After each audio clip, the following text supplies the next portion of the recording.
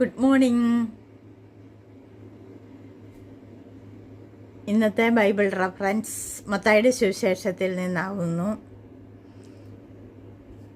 കഴിഞ്ഞ പ്രാവശ്യത്തെ വാക്യവും അതിൻ്റെ റഫറൻസും നമുക്ക് നോക്കാം.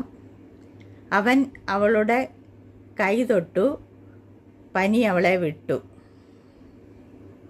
അവൾ എഴുന്നേറ്റു അവർക്ക് ശുശ്രൂഷ ചെയ്തു. മത്തായിയുടെ സുവിശേഷം 8-ാം അധ്യായം 15-ാം വാക്യമായിരുന്നു. ഇന്നത്തെ വാക്യം, വൈകുന്നേരം ആയപ്പോൾ പല ഭൂതഗ്രസ്തരെയും അവൻ്റെ അടുക്കൽ കൊണ്ടുവന്നു.